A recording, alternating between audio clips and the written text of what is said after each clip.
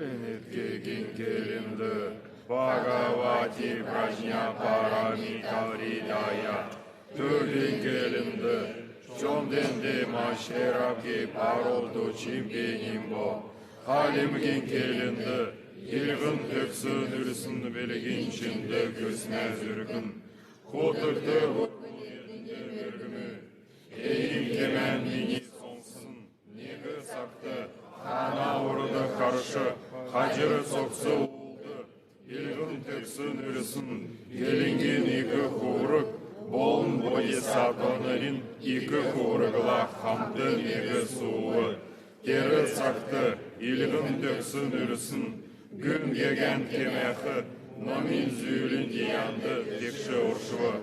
Vası teri saktı, bodhisattva, mahasattva, hutuktu nüler üzükçe erkte, bilgin çinde kürsün, gün yol bul deyin yüzün, tavın soksu tekniği çıgın öbürçler, holsunda deyin yüzü. Kendi burkna küçer, nası tıgıl şarin kövün, bodhisattva, mahasattva, Hutuktu nüler üzükçe erkedi, eğin kemeni gülüvü. Yozurtana kövün, buyu yozurtana okun, Ali zermin bilgin şimdi kürsün, Gül yollar yolku durta, Teri yağmur surun ülkü, Deyin kemeni gülüvü. Bodhisattva, mahasattva, Hutuktu nüler üzükçe erkte, Nasıl tıgız şarat vakin kövündü, Eğin kemeni gülüvü. Şarayin kövün, yozurtana okun, Ali zermin bilgin şimdi kürsün, Gün yollar yokudur da, Tereyeni medet deyin yüzün ülmü. Tavın soksu tekniği çıgın övüşler, Hoğusunda sәтір dağın üskü, Dürsün hoğusun çınır dürsün, Dürsün əsi çıgın hoğusun çınır övre busu, Hoğusun çınır əsi çıgın dürsün övre busu. Tünçlü medirxi bolun Kur'an metxi, Kur'an ürtü bolun deyin metxin uğut hoğusun.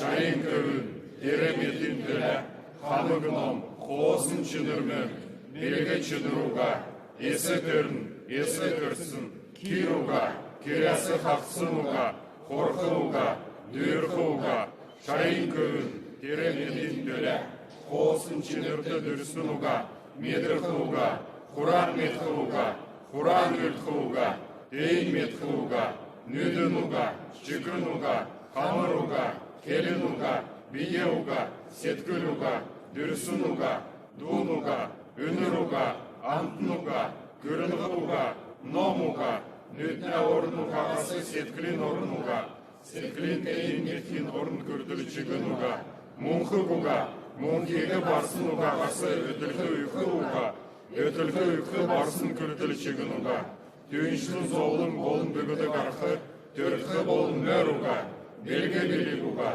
Olsunuga, Esi olsun çıgınuga, Şarayın köyü, Deremetin töle, Bodhisattva nuğut olsunuga töle, Belik baramette şütün dәjі, Setkildi tüytküruga töle, Ayuluga çinkı burugası maşın ekçin, Gasın dükşіне muhurdu körüvü, Gurvun saktı vəsin xamın burxıt çıgın, Bilgin çinde kürsünde şütücü, Deri uga sәтір doğusun bodide, İlirke doğusun burxın boluva. Dere metin töle, Bilgin çinde kürsüne terni, İki uxan terni, Deri uga terni, Tsatsu usla tsatsu bolğıkçı terni, Xamın zolun gegi maşı amurluğun üyüldükçe terni, Kudulu buсы bol müner medin üyüldün, Bilgin çinde kürsüne terni ögülüvü. Tagyata, Om Gate Gate, Paragate, Parasangate, Bodhisattva. Şarin kövün, Bodhisattva, Mahasattvanır, Teremeti bilgin çinde kürsün, Gün yolunda sorun ülkü, Teget ilgin töksün ülsün, Deri yanası oşçı, Bodhisattva, Mahasattva, Hutuktu nüder üzükçe erkedi, Sen kemen zörşen, sen yazurtuna kövün, Çini yağmur üzülsün, Tüynçlün gün bilik barami dedirin ülkü. Tüynçlün bolsun nuğut çıgın kakınmay sutsmu. Yılgın töksün ülsün, Eğin kemen zerlik olsundu. Nası tögüz şarad vakin kövün, Bolun bodhisattva, mahasattva, Hutuktu nüder üzükçe erkte, Хамыт төксін өкіттедін, болын теңкір, көмін, асури, гандарва, селті ертімже байсылсын, елігін төксін үрсіне зәрлі келер кәм актыва. Елігін төксін үрсін, белгін чынды күрсіне зүркін, кемәқі екі көлгіне судыр доусыва. На санскрите, в Бхагаваде, Пражня Парамита, Хридая, по-тибетски, Чумдандема, Чираджи, Парло, Чимбенимбо, по-русски, сердце Бхагаваде, Пражня Парамиты. Кланяюсь матери, победителей трех времен, Пражня Парамите, ни речью, ни мыслью невыразимой, нерожденной, непрекращаемой таговости пространства, объектов практики, различающей самопознающей мудрости. Такую речь я слышал однажды. Бхагаван пребывал на горе Критхагода вместе с великой общиной монахов и великой общиной бодхисаттв. В то время Бхагаван погрузился в самадхи, перечень дхарм, именуемое глубинное видение, и в то же время бодхисаттва Махасаттва Арья Авалокитешвара, созерцая практику глубины Пражня Парамиты, узрел и 5 сканг самосущностно пустыми.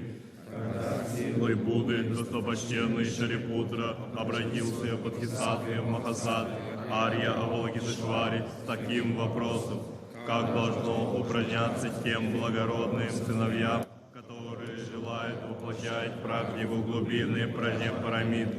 Так он вопрошал. И Бодхисаттва Махасаттва Арья Авалокитешвара ответил достопочтенному сыну Шарадвати такими словами: Шарипутра, те благородные сыновья и благородные дочери, которые желают воплощать практику глубины Пражня Парамиты, должны исследовать таким же образом и эти 5 сканг, и, следовательно, видеть их самосущностно пустыми. Форма – пустота, пустотность – форма. Пустотность не отлична от формы, а форма не отлична от пустотности. Также пустые чувства и понятия, и созидатель, и сознание.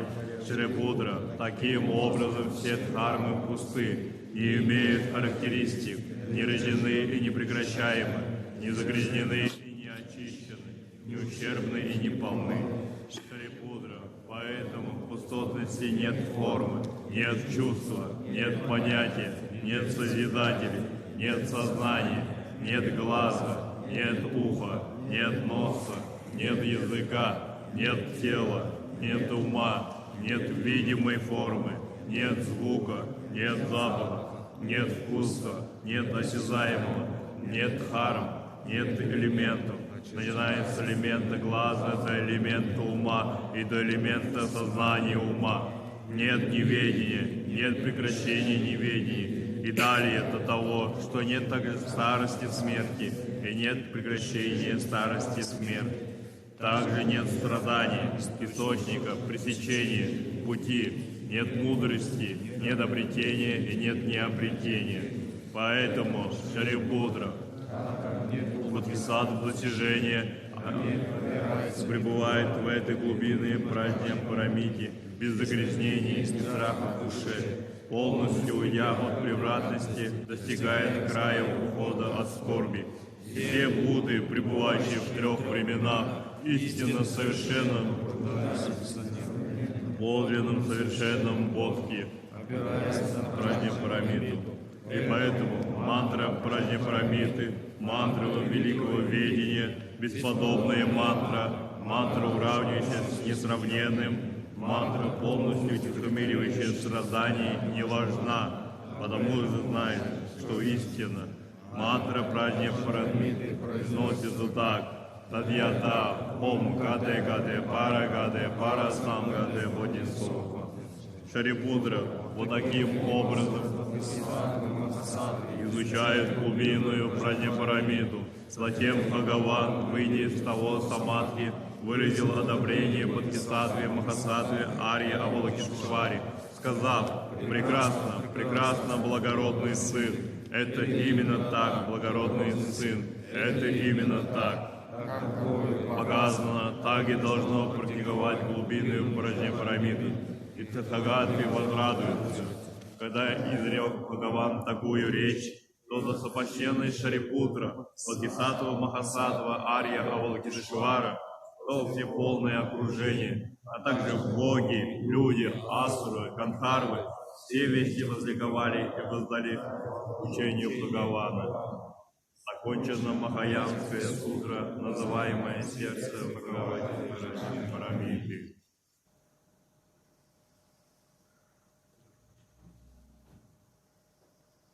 Oh yeah.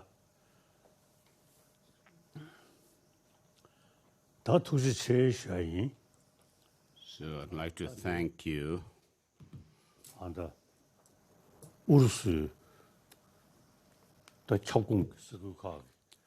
So today I'm giving teaching to the Russian Buddhists, including the Russian Buddhist federations, and today is the second day of the teaching to you. So the teaching that you have requested was the transmission of the ornament of the Mahayana Sutras. So it's a long text, and though I have received the transmission myself, I will not be able to finish this transmission anyway, and so I'll do an introductory teaching on Buddhism, and then the all-encompassing yoga mind, and then we'll follow that with question and answer session. So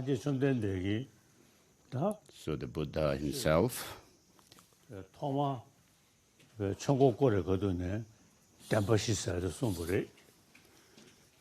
so the Buddha began his teaching by giving teaching on the Four Noble Truths, repeating it 3 times, first with regard to its nature, and then secondly the functionality, and then the result.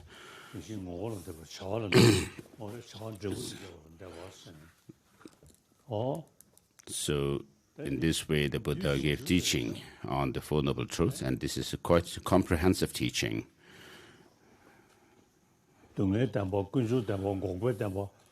So these Four Noble Truths, the truth of suffering, origin, cessation, and true cessation and true path.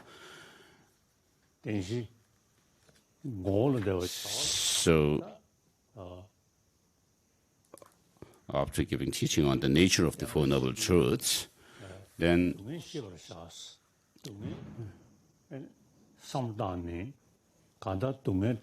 the Buddha went on to say the suffering must be known or understood, and it's not just the painful experiences that we consider as suffering, but the main point here is to understand the deeper suffering, which is the universal or the all-encompassing conditioning, all-pervasive conditioning suffering. And therefore, we need to, after understanding and knowing what suffering is, you need to go into the origin of the suffering. And therefore, the Buddha went on to say the origin of the suffering must be overcome. So is it possible to do that? Yes, it is.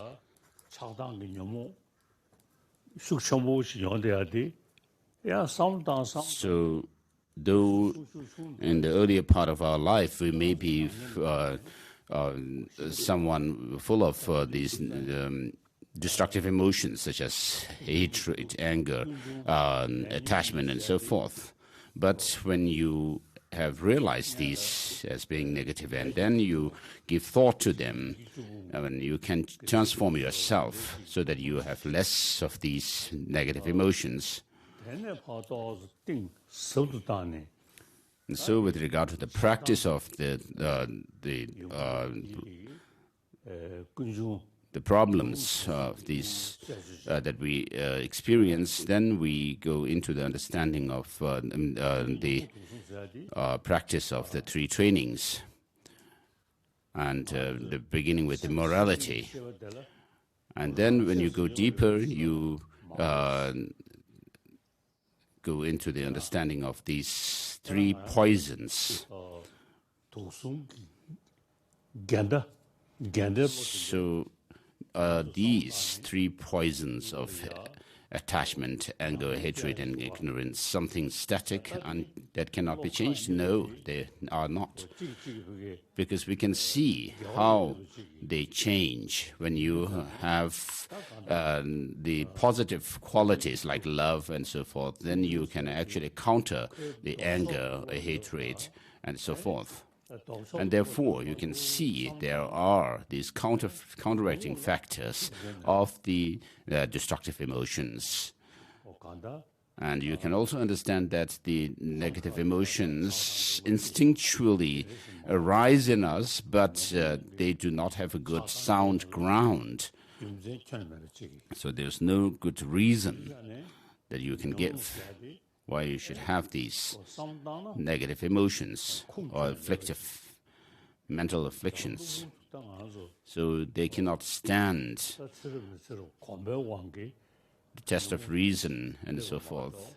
But because of our habituation throughout the past lives, however, if you develop the counteracting factors, the antidotes to them, then you can reduce these mental afflictions. And so here the origin of suffering comprise the karma and the mental afflictions. And then comes the next one, which says the cessation must be actualized. So you need to really give thought, deep thought to this. So what this shows is that the mental afflictions and the defilements, if you look at their nature and try to identify them, you will not be able to see them to have any kind of intrinsic nature. But because of our habituation throughout our lifetimes from the past, we have these mental afflictions and defilements. However, just the fact that there is an existence of mind does not necessarily entail the negative or mental afflictions. And so in the Tantras, it mentions the dissolution process of the coarser levels of mind or consciousness, and after the dissolution of the three visions of luminous increase, luminous appearance, increase, and near attainment, then there is the clear light of death. And then you can also go through the process of resolution at the time of sleep. So when you are able to actualize this innate, clear light, luminous mind in your sleep, also you can see these negative emotions or the defilements cannot stay in the mind. So however powerful these mental afflictions and defilements may be, they are not in the intrinsic nature of the mind itself. So because of that, and then the mental afflictions are misconceptions or distorted states of mind, and that there is the powerful antidote to them. Because of these three reasons, we can understand that these stains or defilements are temporary, and we have the potential for these the excellent qualities that we can develop. And so by studying the texts such as Abhisamaya Alamkara and its commentaries and sub-commentaries, and also Madhyamaka texts, we can understand that these mental afflictions and defilements are temporary, and the mind itself is luminous or clear light.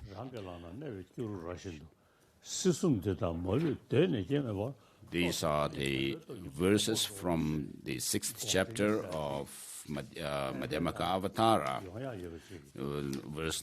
chapter 6, verse number 224. So, of course, it is not easy. So, it says, it's not easy, but when you are able to familiarize yourself with the practices, then you'll be able to see the possibility of attaining true cessation, which is to say, a state whereby you have overcome these mental defilements. Of course, it is possible in general as a knowable object, and then you will be able to also see that you will be able to attain such a true cessation because of these defilements being temporary or adventitious, and that you will be able to actualize the true cessation within yourself. So, if that is possible, if it is possible that you will be able to attain true cessation by applying these antidotes to the defilements, so when you are able to see that ignorance, the root of all these mental afflictions, can be overcome, then you will be able to see, understand the statement where the Buddha goes on to say in regarding the Four Noble Truths, the path must be cultivated.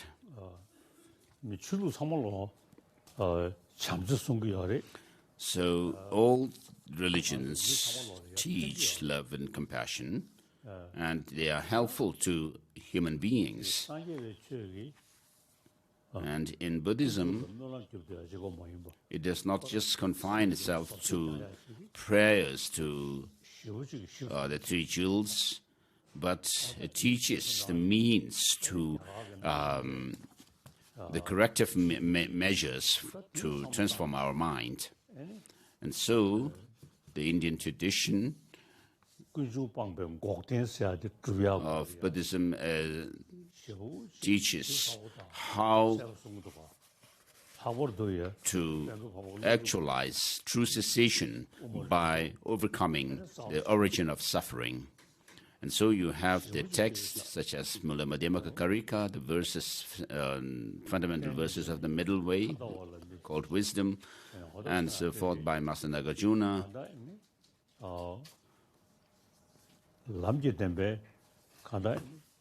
And so through the teaching of the dependent arising,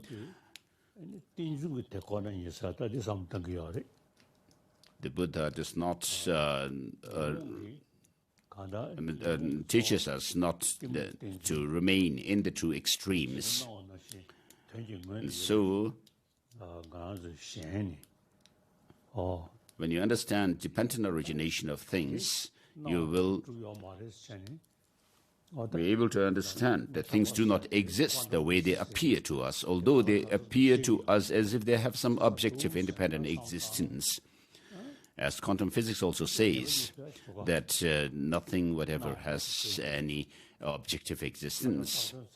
So when you try to search for the identity of things in themselves, you will not be able to pinpoint anything as being this or that.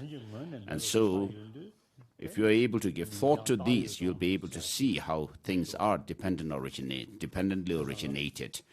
And therefore, you'll be able to see that things do not have any independent existence, yet they exist by way of dependence. And so this is the tool to counter our ignorance, so in the 400 verses of the Aryadeva, it says, just as the physical faculty permeates all other faculties, sensory faculties, likewise, ignorance permeates all other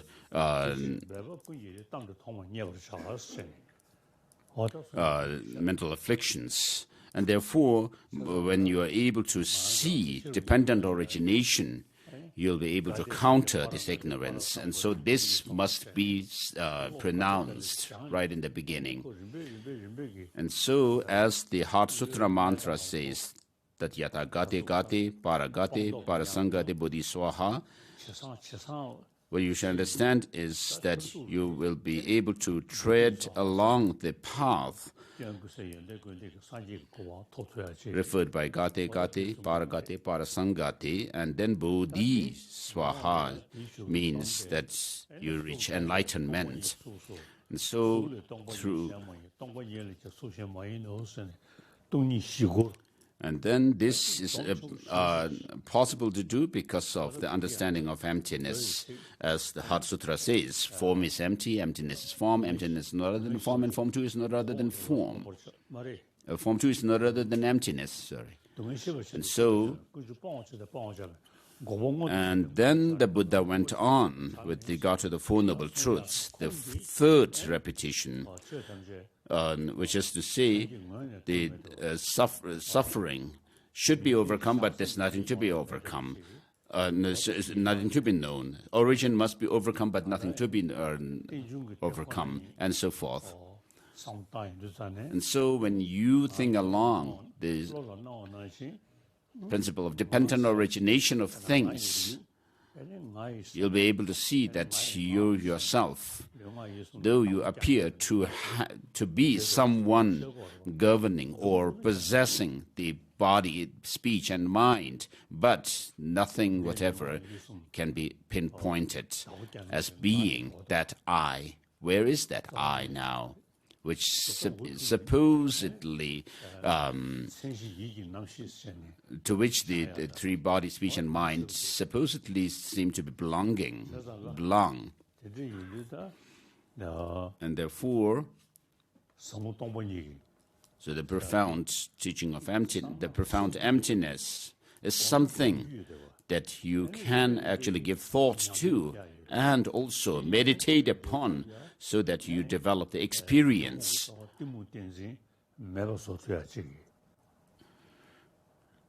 So through which you'll be able to overcome this clinging to true existence in things and beings. So of course, all the religious traditions are good, but the Buddhism, the teaching of the Buddha, is based on logic and reason. And therefore, you have the writings of Master Nagarjuna, the fundamental verses of the middle way called wisdom, and Madhyamaka Avatara by Chandrakirti.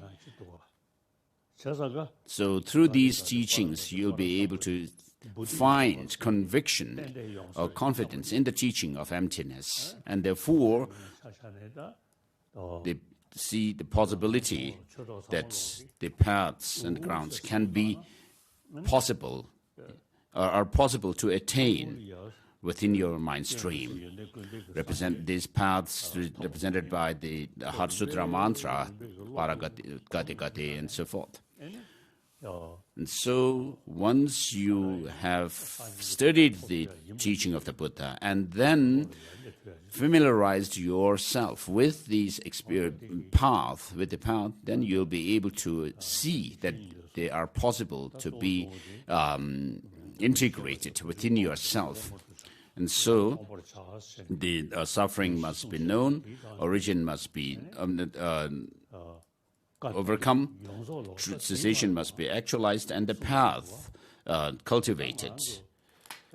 So the teaching of the Buddha comes down to these, and it can be summarized in a way through this teaching on the Four Noble Truths.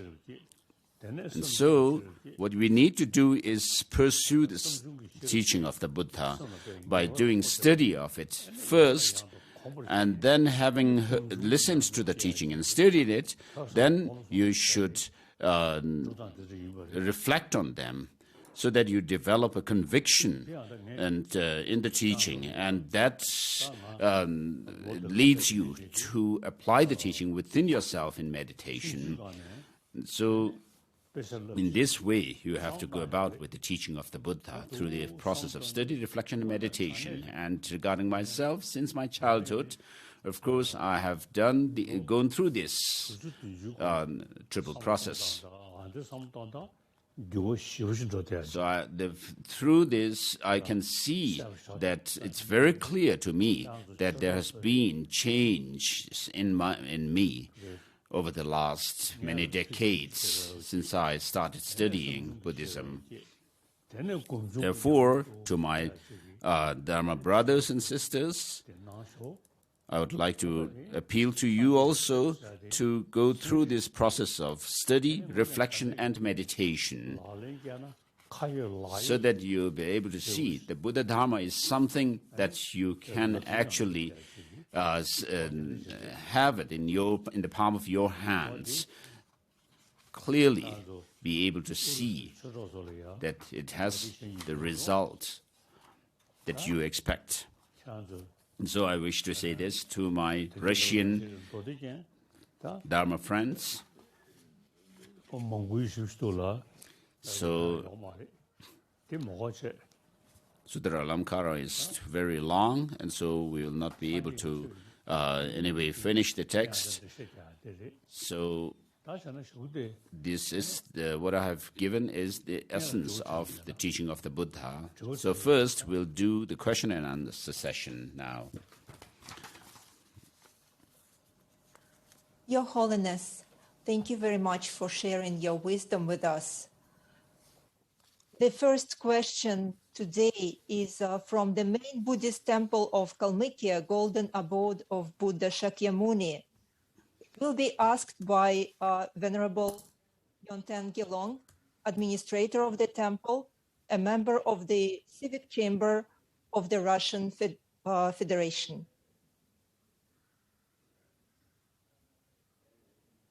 В России ведется работа по созданию учебной программы высшего образования по специальности буддийская философия. So, Your Holiness, the work is currently underway in Russia to create a higher education curriculum in the field of Buddhist philosophy. The difficulty is that the 4-year undergraduate program cannot include all the disciplines and topics taught in the Buddhist institutes in India, as many other disciplines must be included according to Russian higher education standards. Therefore, the main subject of Buddhism does not have much time, teaching time. Please give us advice on how to shorten the curriculum, which Buddhist disciplines must be included in the undergraduate program, and which can be left for study. Thank you. So this is very important.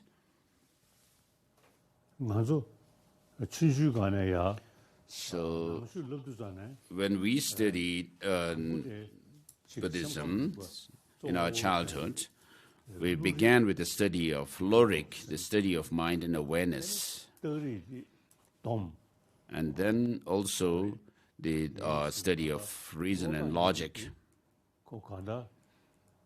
So these two are like the opener of our intellect, the reasoning mind. So you should teach these two subjects. So it's not about religion as such, but the system of how the mind works. And so we have the taxonomy of mind, and such as the 7 divisions and so forth, which are very good to understand. And then also the study of logic and reason, which do not have to be made religious study as such, but as an academic subject, just to open people's mind up to reason and logic. And so, if you could do that, teach logic, the study of mind and awareness, and when people begin to understand or take more interest in studying about mind, you can go into take the lesson further, and then through the logic, study of logic and reason, as I just explained about the Four Noble Truths, you can apply that to the teaching of the Four Noble Truths and understand them through logic. So as an academic subject, not religious one, maybe you can use these as part of the academic subject. So if you could teach them, perhaps it would be good. Next. Your Holiness, the second question is from the Buddhist temple Gunzechune in St. Petersburg. It will be asked by the abbot of the temple, Buddha Badmayev.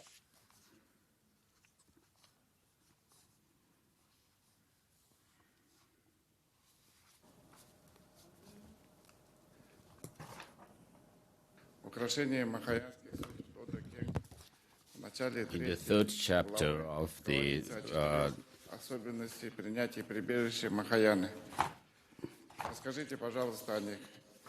И в чем разница принятия прибежища в Theravada и Махаяне? The chapter of Mahayana Sutra Alomkara says there are 4 features of going for refuge in the Mahayana. Could you please say a few words about that? And is there a difference between going for refuge in Theravada and Mahayana?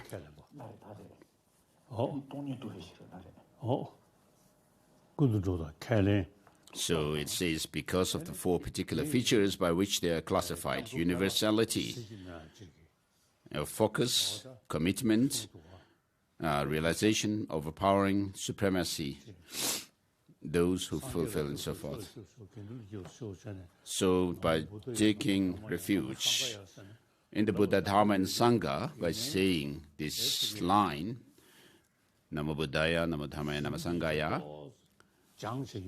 But if you have done some study of the classic texts, you'll be able to understand what these universality and the commitment to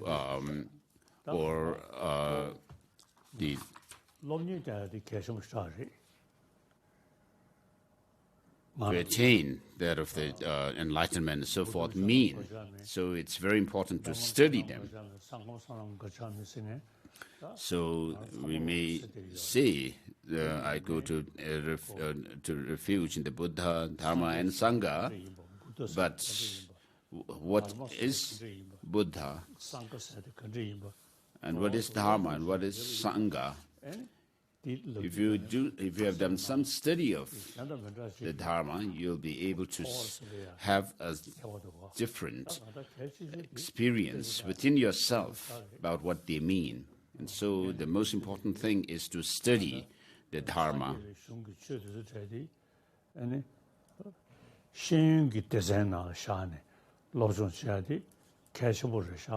So as I usually say, the teaching of the Buddha could be used as an academic subject.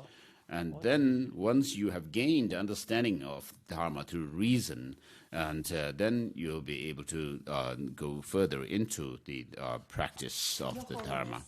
The next question is from Aginsky Datsan in Transbaikalia. It will be asked by Bator Dimchikov. Good morning, Your Holiness. Your Holiness, how useful is it for us simple people to believe that we can achieve Buddhahood in one life? Thank you.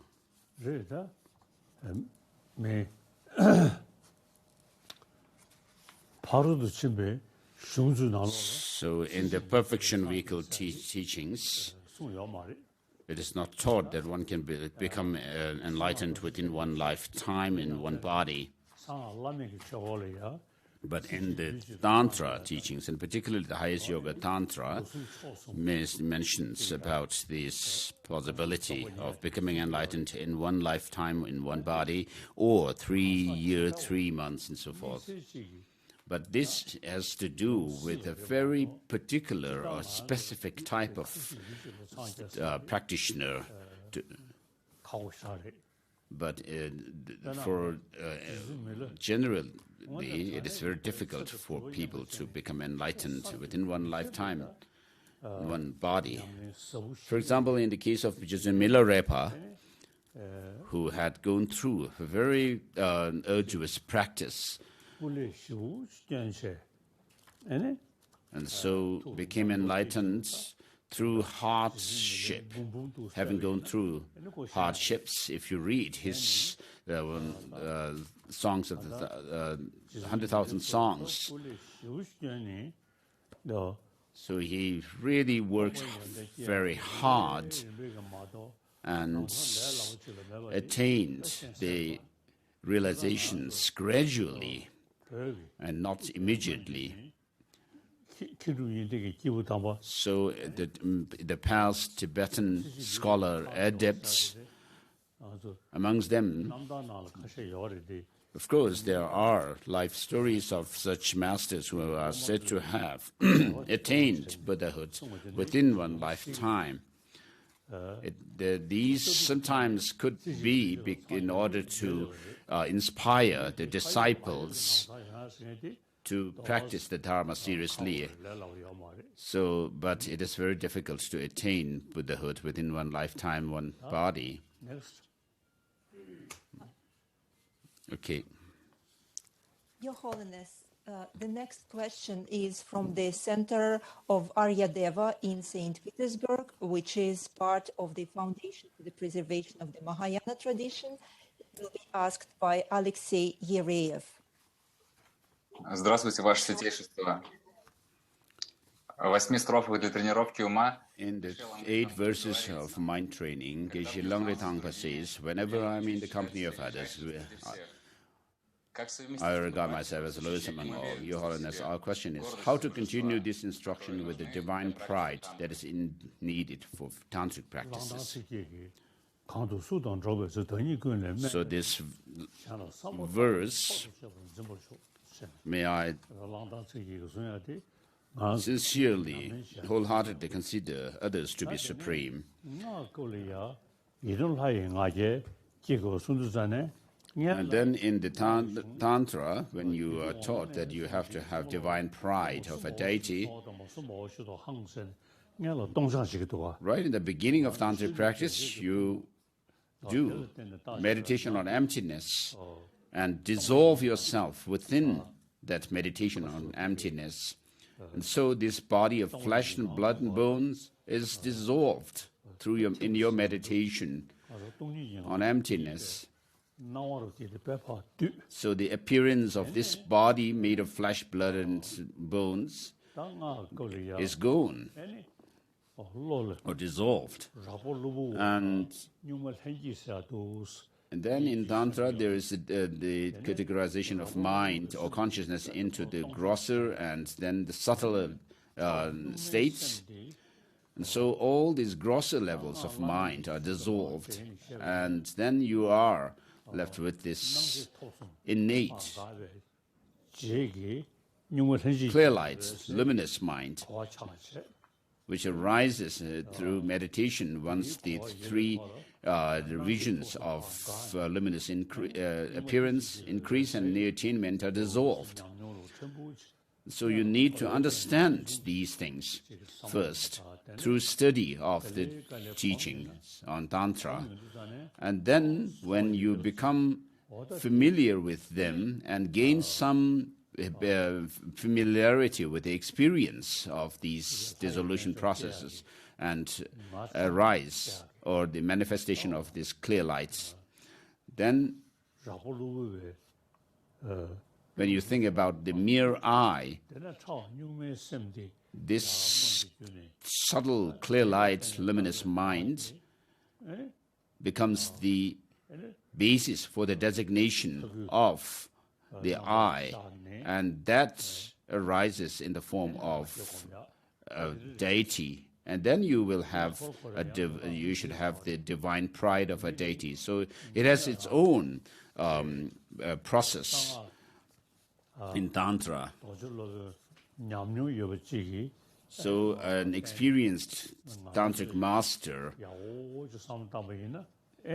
shows you or teaches you these, gives these teachings on them, and then in your meditation you'll be able to you should be able to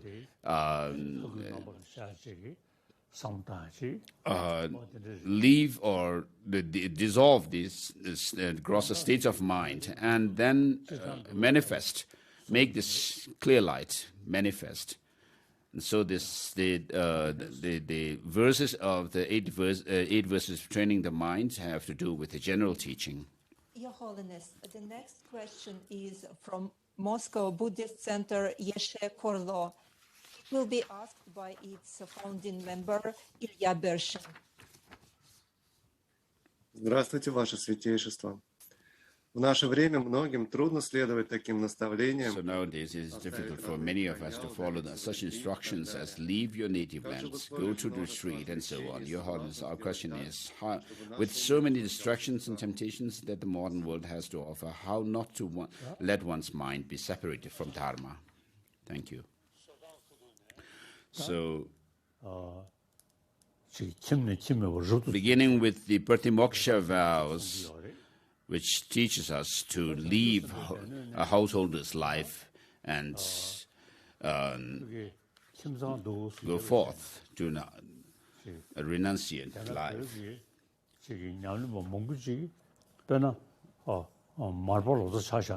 But then there are many Tibetan practitioners who did not leave their household life, such as Jizun Marpa Lotsawa,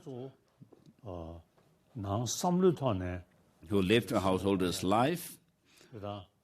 But the main thing here with regard to Dharma is to use our mind such that you do not have any attachment to the householder's life and the possessions and so forth, but your lifestyle can still be a layperson's life. You can still live a layperson's life, like Marpa Lotsawa. So for some, it may be more suitable for them to go forth into the renunciant's life, leaving the householder's life, while others can still live as a layperson, but through their training of mind, perhaps they will be able to go along with the path, with the practice of the Dharma. Your Holiness, the next question is from the Moscow Buddhist Center, Ganden Tendarlin, which is part of the Foundation for the Preservation of the Mahayana Tradition. It will be asked by Tatiana Ilina. Ваше Святейшество, доброе утро. Good morning. A lot of people are untimely dying now from COVID and other diseases like cancer. When one wants to help disease to obtain good rebirth, apart from asking the lamas for prayers, people want to do something by themselves for the diseased. What could you advise? In our workshop, we make tsatsas for diseased, stupas, various deities, and so forth. Please, could you explain how making tsatsa for the diseased helps him or her to purify his or her karmic imprints? We wish you good health and dedicate merits to making these satsa for your long life. Okay, for the sake of the diseased people, if the body is cremated, the remains of the body, the ash Of course, there is this tradition of practice of making tatas by using them.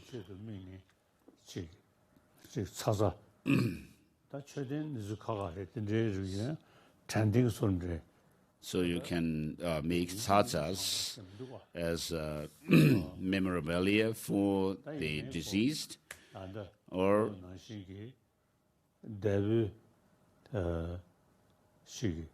so, but it's not necessary to make tatas as such.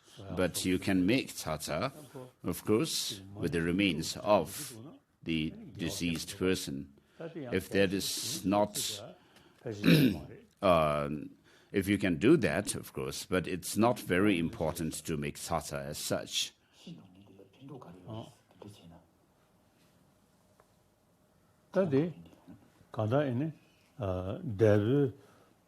So the deceased person, by making tata from their the ashes,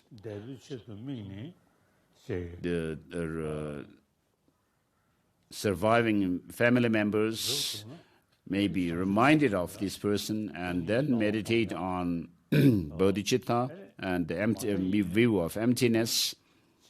So, but at the least, for Tibetans, for example, Tibetans can recite the mantra of Avalokiteshvara, the 6-syllable mantra, like 600,000 times, which is to say 100,000 times the 6 syllables. And when my late mother died, I did recite this mantra 600,000 times. So, by having this, you can dedicate this kind of recitation of the mantra for the deceased person. And as a remembrance of the deceased person, you may have the tata made from their ashes. So that would be good, of course, to do. So that's all. Next, please. Your Holiness, the next question is from Garchen Jangsemhan Center of Drikun Kagyu tradition in Moscow. It will be asked by Andrei Krasov. Здравствуйте, Ваше Святейшество. Я счастлив задать вопрос от имени нашей санхи. Your Holiness, the teaching says that we should first rely upon the external guru and then develop our inner guru. If we feel that we have already developed the inner guru, how to understand that we are not trapped by our own conceptualization? How to distinguish our inner guru from mental fabrications? So regarding myself, for example, I visualize the lineage masters of the extensive conduct lineage and think of Bodhichitta based on the meditation on love and compassion, and then regarding the profound lineage, lineage of the profound view, I reflect on dependent origination, emptiness, and emptiness.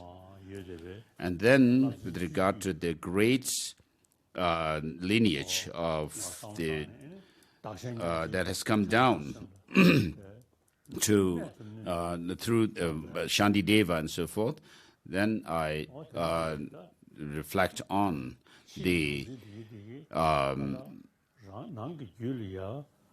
extensive path, particularly the exchange of self and equaling exchanging self and others. So, of course, we have the clear light mind, and we have the imprint of these different positive experiences. And so, on the basis of that, we should meditate on Bodhichitta and the view of emptiness. And so, through the with the help of the external gurus, we should remind us. The external gurus should be used as a reminder for us of these qualities of bodhicitta and the view of emptiness.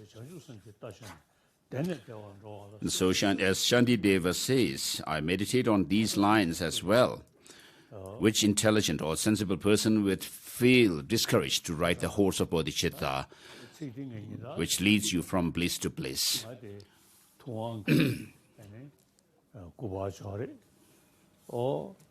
And then I have a statue of a Buddha, a portrait of a Buddha, and sometimes I have a feeling that the Buddha is actually talking to me, or speaking to me.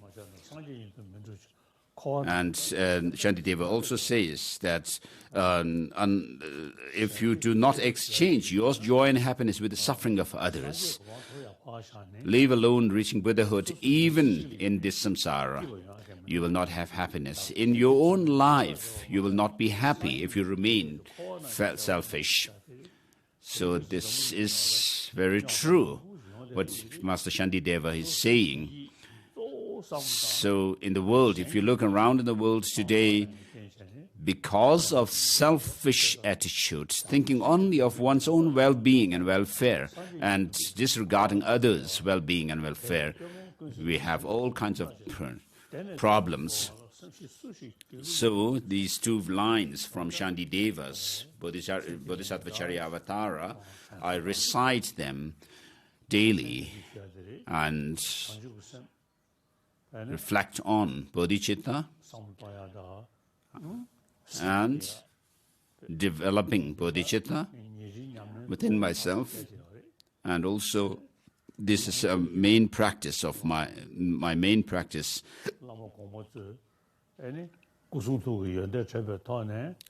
daily. And then reminding myself of the qualities of the past masters.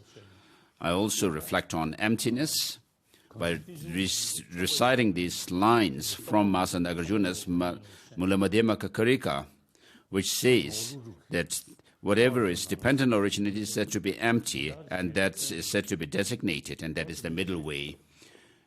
And whatever, since there's nothing which is not dependently risen, there's nothing which is not empty, and so forth. And so I reflect on emptiness in that way. Next. Your Holiness, the next question is from Kalachakra Buddhist Center of Jonan Tradition.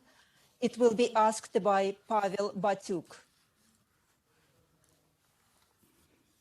Ваше Святейшество, как нам в России лучше всего What is the best way to practice non-sectarian approach to Rime, of Rime? What joint rituals and practices would you recommend us to perform?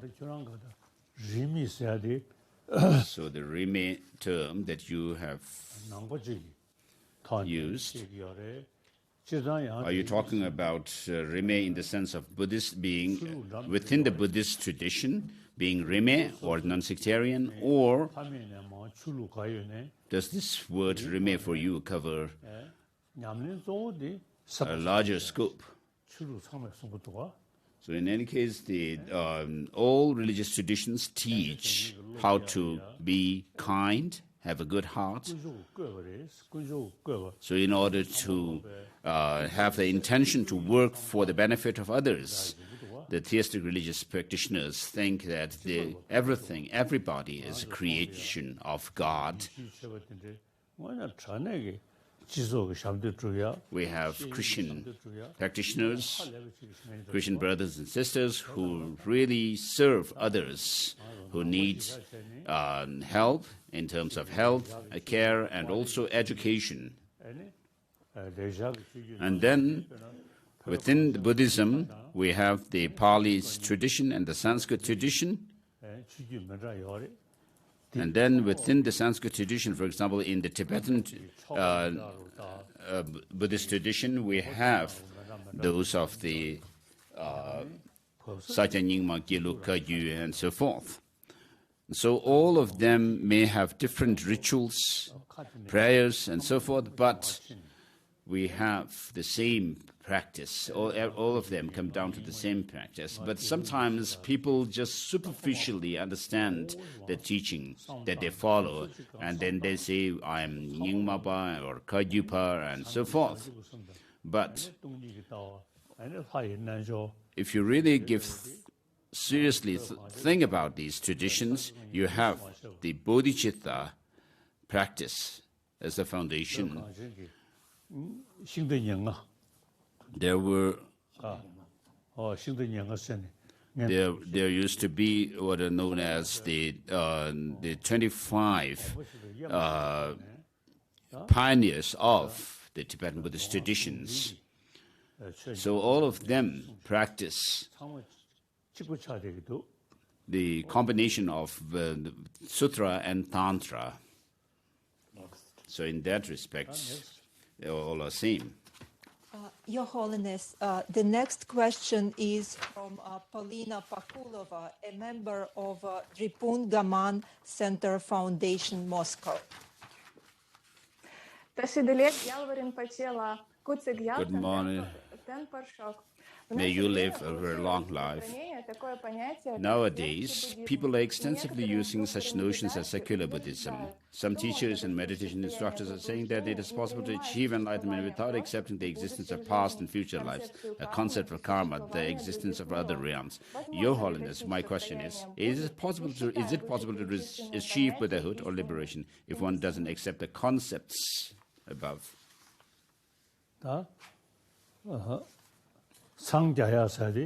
So with regards to enlightenment, of course, it is something that is taught in Buddhism. To reach Buddhahood, you need to overcome both the obscurations of the mental afflictions as well as cognitive obscurations. So these must be overcome through the application of antidotes and not just prayer. So you need to go through the process of study, reflection, and meditation, develop the understandings or insights through these processes. And then, having done the practice and meditation for many years, you'll be able to see some changes happening within yourself so that you go along the path of preparation, accumulation, preparation, and so forth, as referred by the Heart Sutra mantra. So without having such an understanding of the Dharma, to reflect on, without having any understanding of the past and future lives, suffering of sentient beings, and karma, and the different realms of existence. And even if you say there is possibility for you to attain enlightenment, it's not going to be possible. So it's enlightenment, Buddhahood, cannot happen merely through the blessing of the Buddhas and Lamas and so forth. But you need to apply the teaching within yourself so that you become better and better in terms of attaining the paths and the grounds within yourself.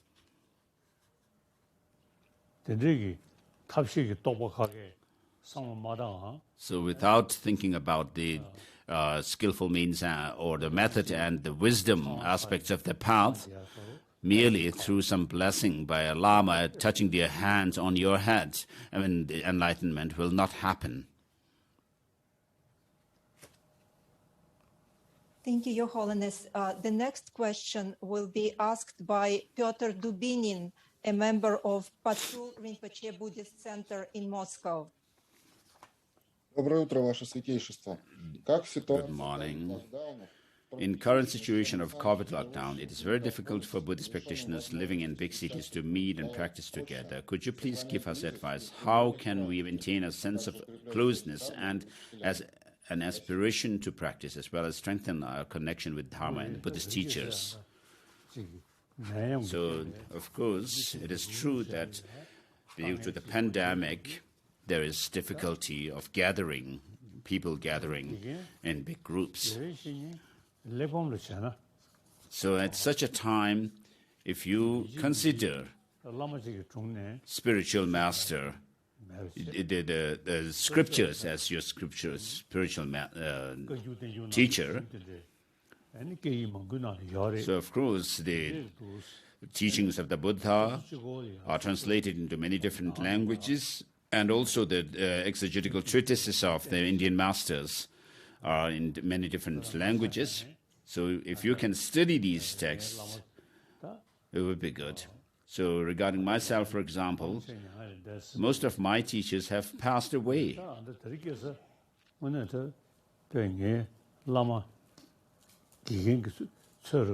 But today, Madhyamaka and its auto-commentary by Master Chandrakirti are my teachers. So if you consider these scriptures as your teacher, of course, when your master is alive, it is best to rely on that Lama's words.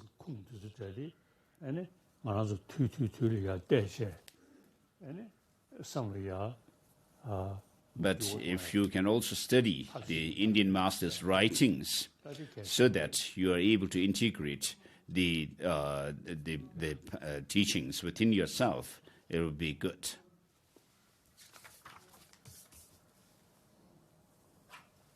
Okay. Your Holiness, we have 2 more questions. Where are they? The next one is, when the pandemic ends, what awaits humanity, and what is the role of Russia in this future world?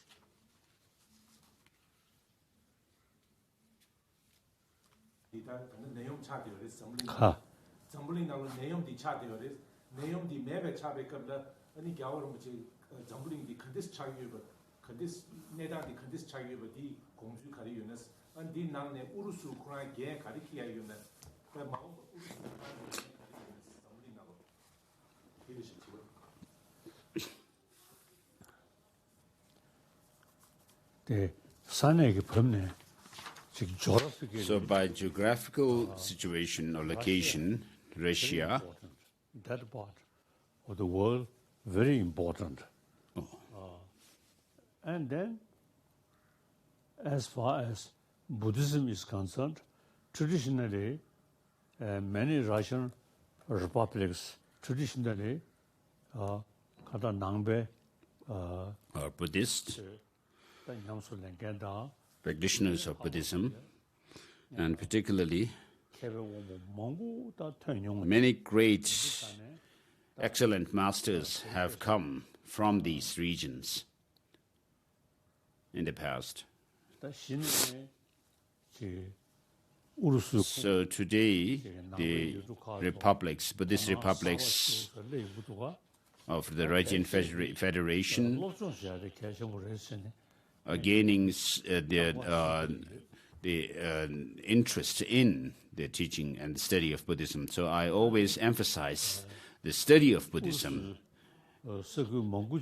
is being very important. So in these Buddhist republics of Russia, Buddhism is not something new, not a new religion, but the traditional religion. And therefore, to preserve it and also to revive the teaching is your responsibility. So it is like keeping your own tradition, heritage. Okay. Your Holiness, and our last question for today. Some Buddhist teachers say that the ideal of protection of the environment and the idea of Bodhichitta are very close. The question is, how can we unite Buddhist practice and actual care for our planet?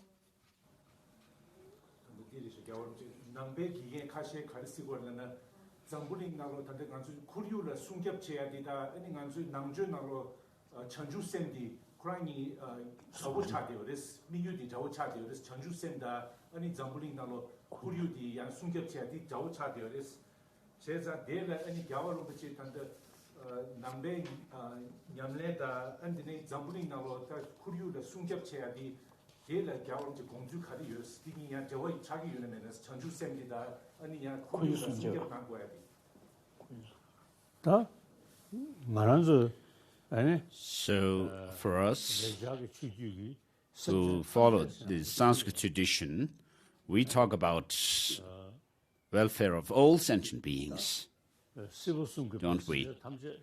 So the sentient beings within the three realms of existence comes within the, under the purview of our focus of all sentient beings. But in particular, in practical terms, we need to think about the people or this world,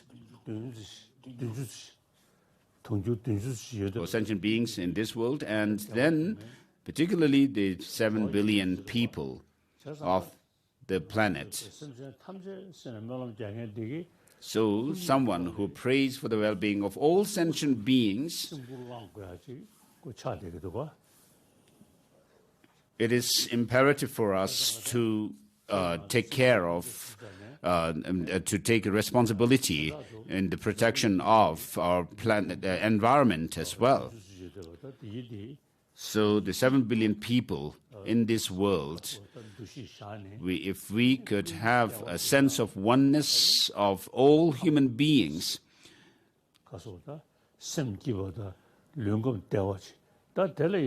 and work for the well-being of these sentient beings, of these human beings, to have a peaceful mind, state of mind, and physically healthy body.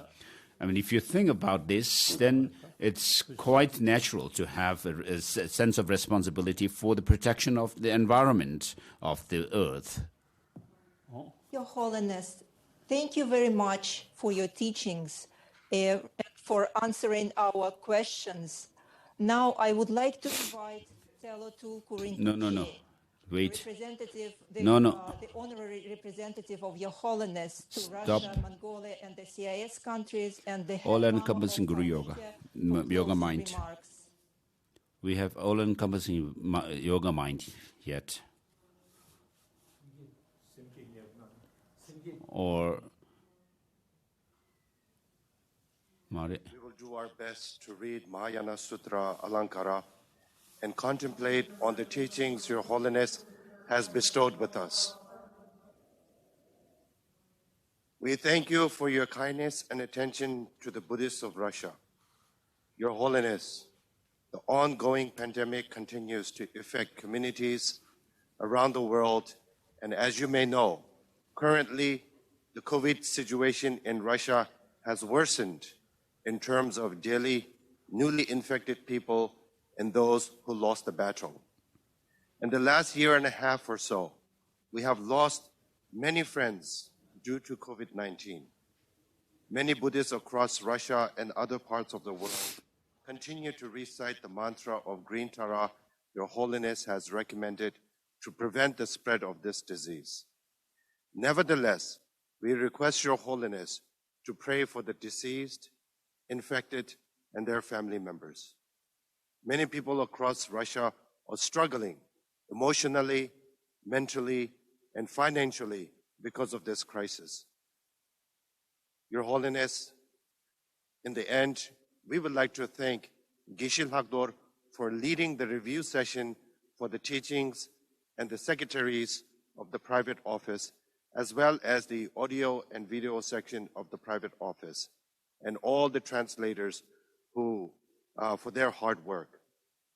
Lastly, I would like to express my gratitude to our co-organizers for the last 13 years. Save Tibet Foundation, Rinpoche Baksha Datan, Golden Abode of Buddha Shakyamuni, Administration of the Head Lama of Tuva, and Office of Tibet, Moscow. Your Holiness, we pray for your long life and good health. we also wait impatiently to be reunited with your holiness as soon as possible. We are always with you in our thoughts and prayers. Thank you very much. Thank you.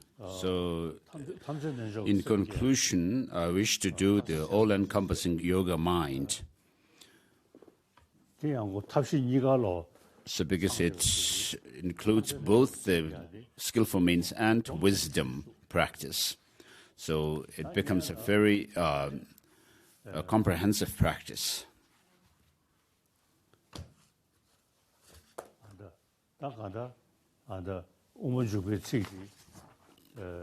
So as I reflect on these lines from Master Chandrakirti's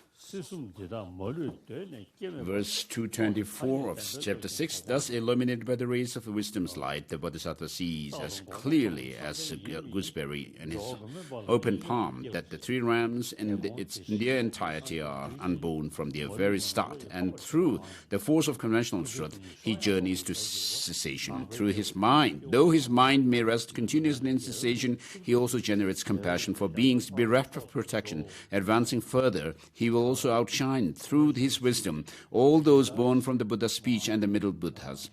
And like a king of swans soaring ahead of other accomplished swans, with white wings of conventional and ultimate truth spread wide, propelled by the powerful winds of virtue, the Bodhisattva would cruise to the excellent far shore, the ocean equalities of the conquerors. And so, if you remain selfish in your attitude, you will not be happy, because you are living in a human society, which is a social animal, a society of social animals. And so, your own well-being and welfare and benefits are dependent on your society, the community. And so when you extend that community, the whole world becomes your community. So if the whole world is in a good shape, you will also have happiness.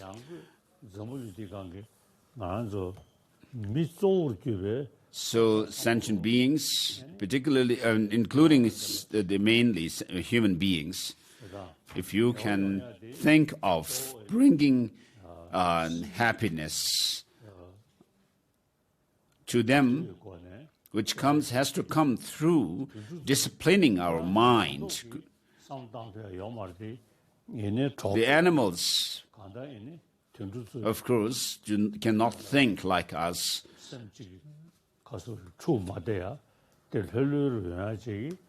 But with the help of other animals in their group, they can also have peaceful states of mind and have relaxed state of mind.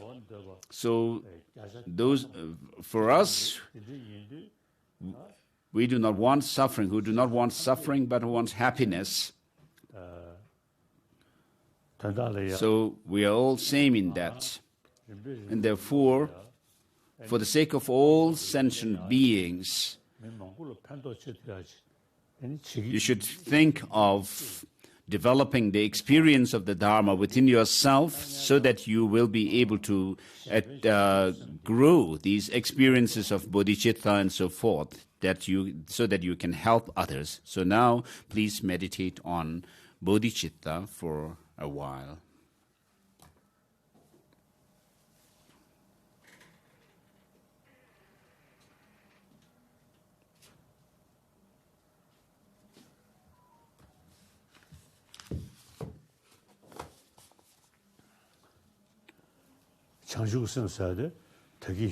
So as I explained earlier, bodhicitta is, of course, thinking.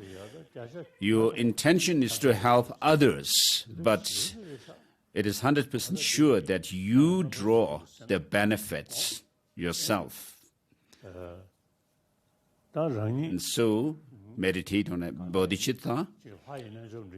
So if you are already visualizing yourself as a deity through deity yoga practice, imagine this bodhicitta transforming into a white moon disk at your heart. Whether you are visualizing yourself a deity or not, doesn't matter. So you should have this determination to become a Buddha for the benefit of all sentient beings. That may I become a Buddha.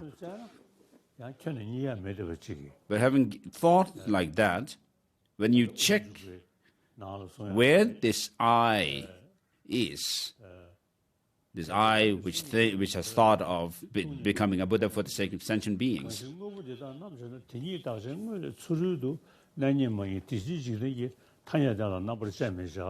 So in the Bodhisattva Charyavatara, the 6th chapter, also it says that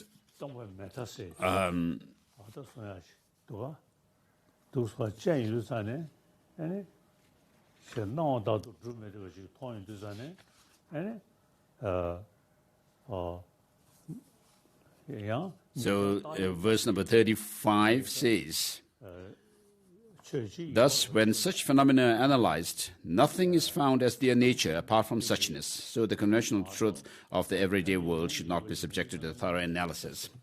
So in this regard, Je Rinpoche also says that with the understanding of through the appearance, one dispels the extreme view of permanence or existence, and with emptiness, the nihilism.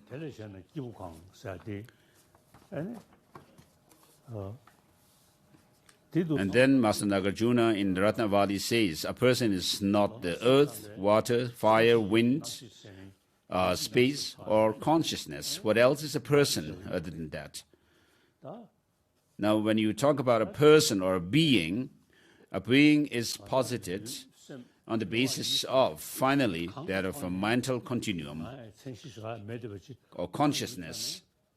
But within that consciousness also, if you try to search for the identity of the person as such or the being as such, you will not be able to find anything that you can pinpoint as being that person. And so you've come to have some kind of experience that nothing exists. I do not exist. But that doesn't mean you do not exist at all, but you exist by way of. You should understand that you exist by way of dependent designation. So it is 100% sure that you do not exist the way you appear to your mind. And therefore, the I, you are merely designated by our conception. Your body, your speech, or your mind is not yourself. Apart from these, you cannot have anything as being the basis of designation of the person as such.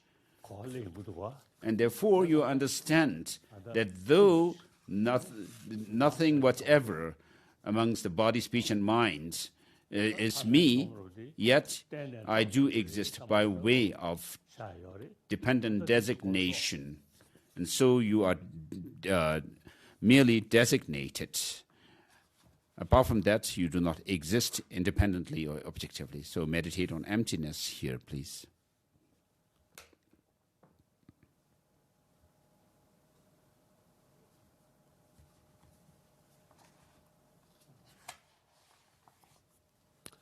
Oh yeah, that is really and then a taxation model, so apart from being merely designated, existing by way of merely being designated, nothing whatever, from the Buddha down to ourselves, nothing whatever can be pinpointed as being the person as such. And so,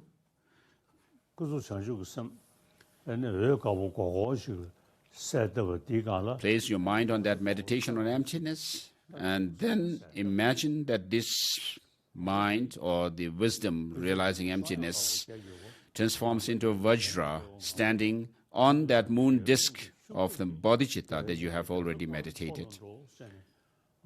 And therefore, Master Chandrakirti's Madhyamaka Avatara, verse 226, chapter 6, says, and like the king of swans soaring ahead of the other accomplished swans, with white wings of conventional and ultimate truths spread wide, propelled by the powerful winds of virtue, the Bodhisattva would cruise to the excellent farther shore, the oceanic qualities of the conquerors.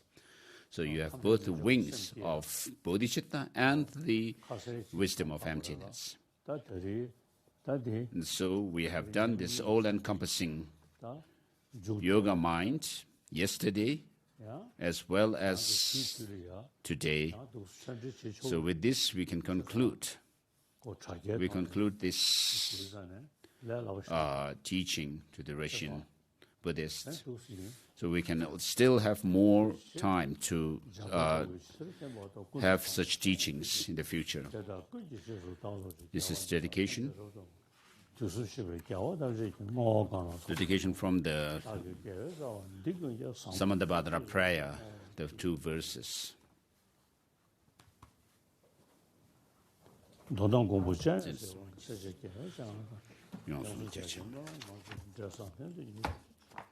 So this is dedication from the prayer of the words of truth, written by His Holiness.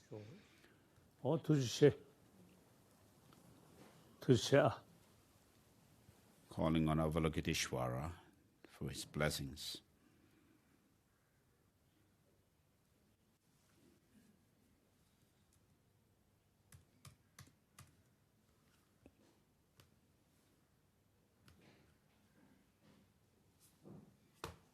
Thank you.